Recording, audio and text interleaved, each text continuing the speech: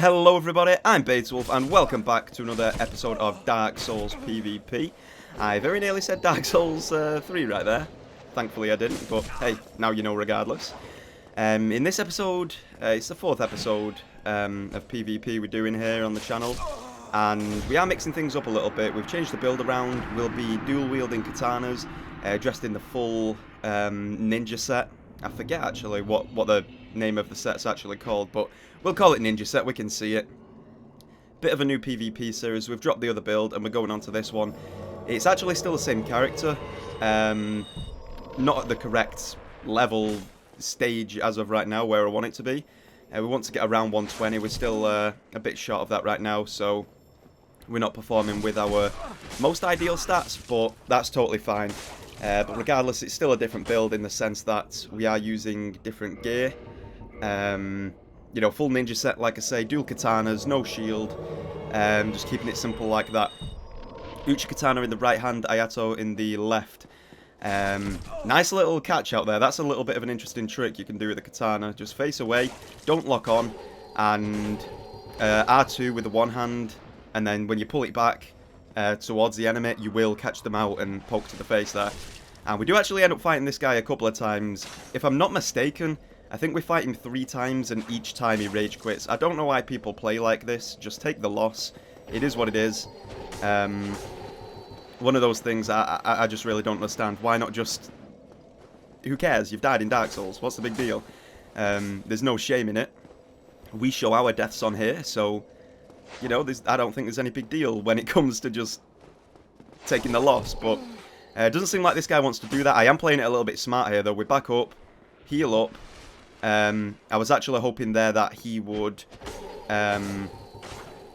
you know, not heal, and then we'd outlast his power within that he's using. And I think we actually end up using that to our advantage in one of these fights here. It may actually end up being this one. But I do quite like this fight in the sense... Yeah, this is it. And he disconnects again. Really? Like, exactly, I'm just shrugging there, not knowing what's going on. Just take the loss. I don't understand it. I'm happy taking losses. I don't know. Maybe you guys can... Then again, I've got enough experience to know. I don't really need to be told. I don't need to be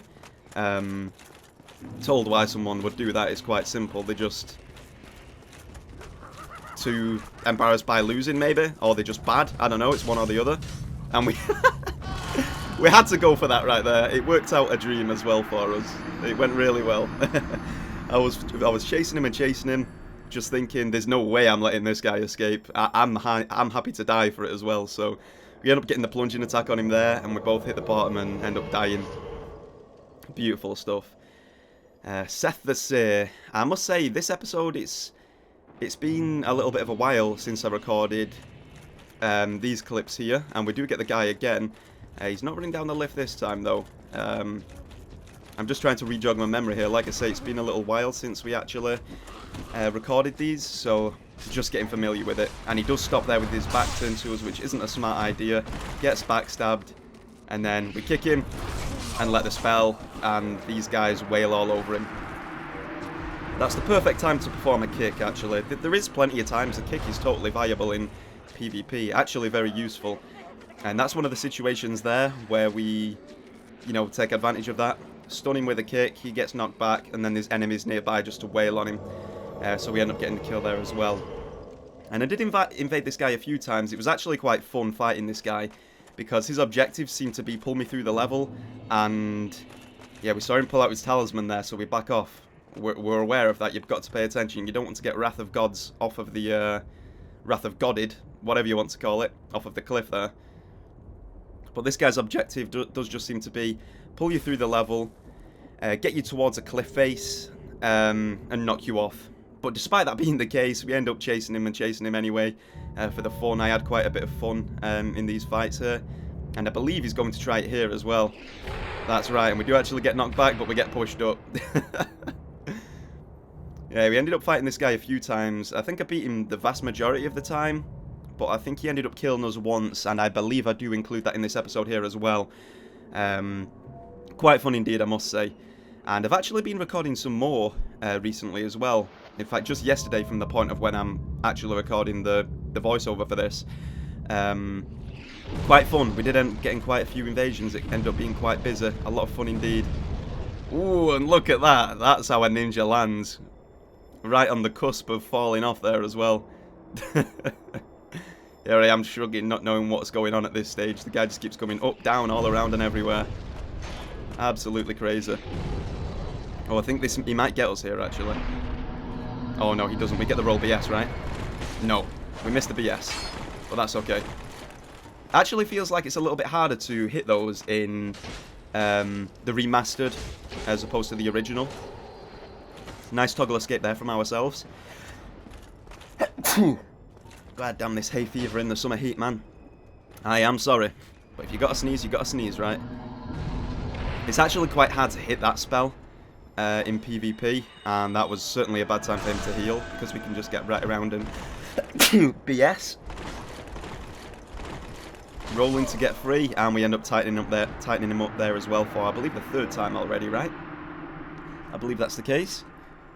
But hitting that spell, props to the guy to actually try the build and try and perform that stuff. But the spell where you blast the force forward, I actually forget the name of it now. It's actually quite rare that people use it, and very rare that I use it actually. So, yeah, quite a rare one. I forget its name, but it's hard to time that right in PvP due to the fact that people can see it come in.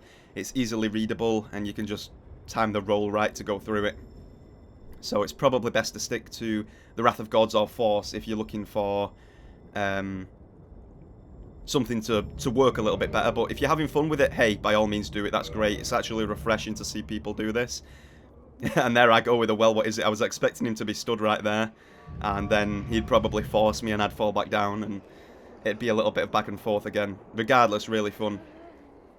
But as I was saying a moment ago there, I've been, as of the time I'm recording this voiceover for this one, I did actually do some more recording last night, and it's pretty fun. We did actually get quite a few invasions, a lot of weird and different stuff as well. We even encountered a little bit of a fight club for a brief period too, and I don't know, it was just really fun. There was a lot of varying builds going on and whatnot, so always a great time. Must also say here as well, we actually can't find where the guy is. Maybe should have sped this up, but I'm one that, you know, isn't... I don't lack for talking, you know. I'm able to keep talking and rambling regardless, so that's why I didn't, because I feel like I'd be able to talk over and through it anyway, so there's no problem. But this is the time where we actually find him a little bit harder to find. I think we are going to encounter him soon, though. Just running around trying to find him. He wasn't stood at the start like he usually was, or at the lift like he usually is. But I believe he's in here somewhere, and I guess we'll soon find out where that is. Intriguing. I'm not quite sure. He's not up this way. He's definitely back down the other way, I believe. We may end up doing a lap here, though. I'm not sure. I forget. Like I said, it's been a little while since I actually recorded these. I've mainly been recording Dark Souls 3 stuff recently. And, so yeah, I guess that is what it is, right? But moving on with this. I actually quite like this build. It's really enjoyable. The dual katana build, you can mix it up. You can swing with both of them. It's quite fast moving. We've got 0 poise, granted, but that's fine. I'm not one of those people that needs to stack poise the entire time and rely solely on that to win, like so many people do that play the games. Which is fair, you know, like everyone's got their own thing, right? And it's not too much of a criticism, that, but it is true, right? You know, it is just how it works for most people.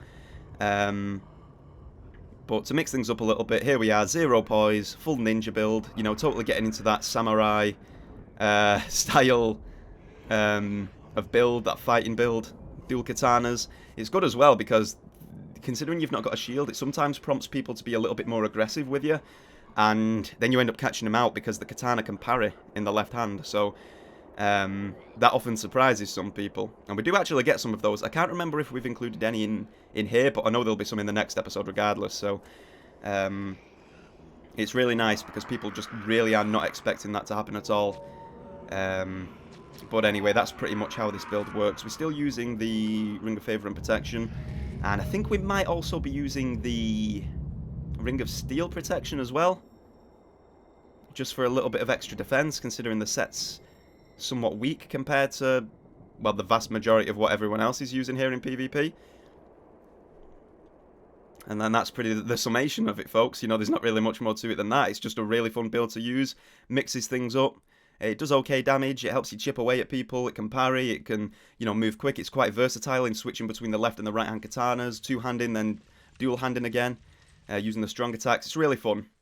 And now, here we go, folks. I believe we're actually going to encounter this guy here. I think he comes up this lift. No, right. I think he's at the bottom then. I don't know why I didn't think to push down this way a little earlier, and we see him right there. And we go for the plunge. He ends up blocking it, and he blasts us back. We have to dance around the force stuff again. To be honest, maybe I'll need to do a build like this in the future. It's been a while. I have had builds like that in the past where we're focused on, you know, forcing people off, and it is insanely funny. It is a lot of fun, what can I say? And I believe now, folks, we actually end up meeting our maker, and he plunges us. We roll off. We try and go back on there to fight him. Oh, it's working at this point, but then, boom, he gets us. He actually finally gets us. And he knocks us off to our death right there. We died. We died. Fair play to that dude. He was fun. That was a fun guy to fight with. Into the next one. Who do we have here? I think it's a different guy this time. Ryzen, that's right. Seth the Seer, though, you'll forever go down in our memory on the channel. Bless you.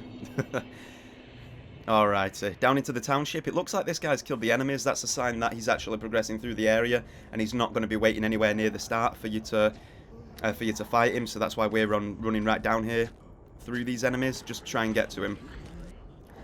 If I remember correctly, this guy's kitted out full Black Knight set, I believe. I think we soon find out. Now, I believe he's got some pyromancers as well, but they end up being pretty easy to dodge here, actually. You know, the fireballs are always pretty easy to dodge in PvP. And yeah, there we go.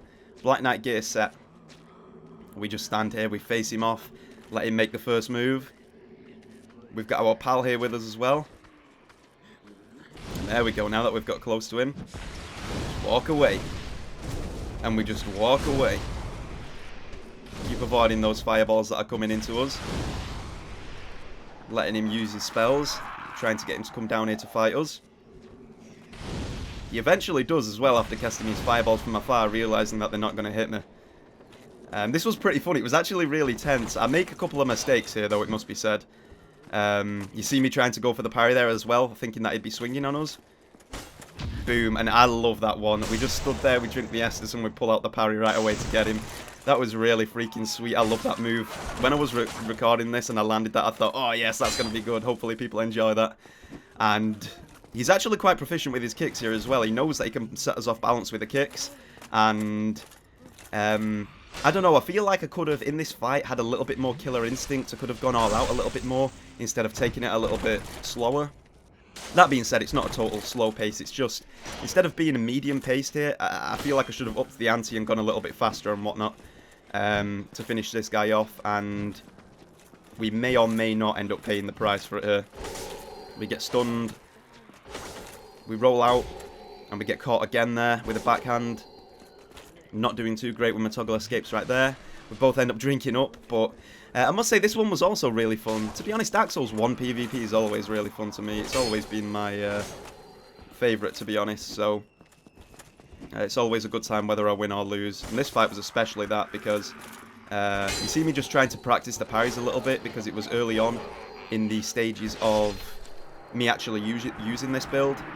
And I could have done a better job there. Instead of just trying to practice the parries on him, I should have gone a little bit more all out with the attacks, but that's fine. Very tense fight though on the edge of that cliff there, on that little walkway. Very tight. It was quite frantic playing that one. Really fun though, I must say. Very good time. Very good time for sure. Alrighty. Back to it. We end up fighting a bit of a priest mix here. Using katana, using some healing spells. I think he's using the washing pole there as well. Look, no, maybe that's not big enough for the washing pole. No, that's not right. I do like the washing pole though. That is a really fun one. The size of it, a great massive katana. A lot of fun for sure. Been a while since I've used that one too, in fact.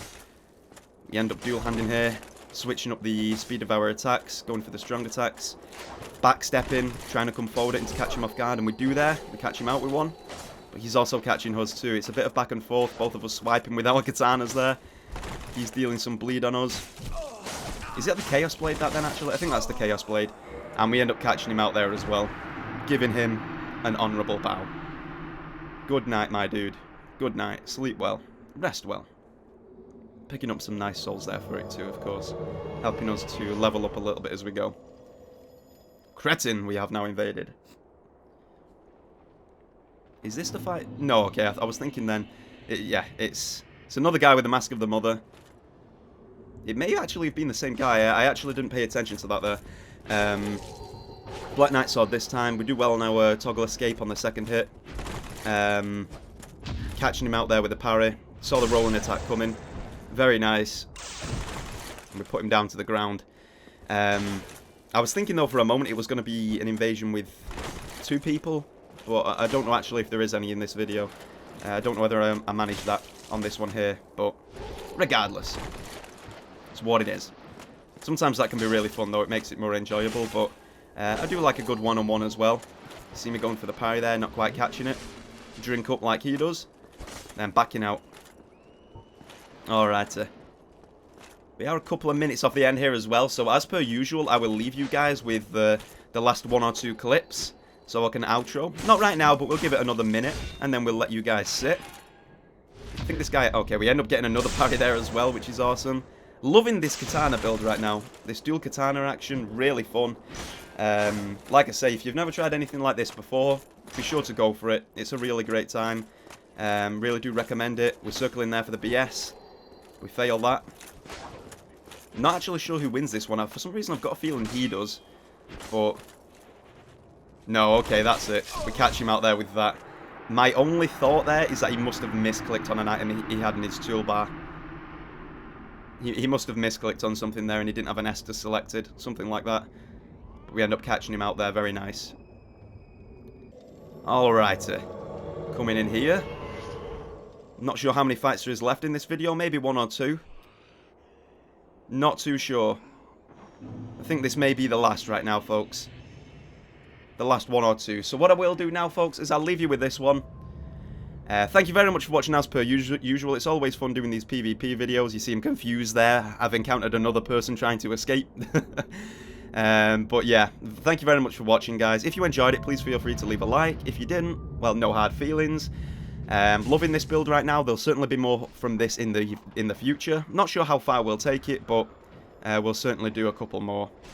So thank you very much for watching, everybody. This has been Beowulf, and I shall see you guys in the next one. Goodbye.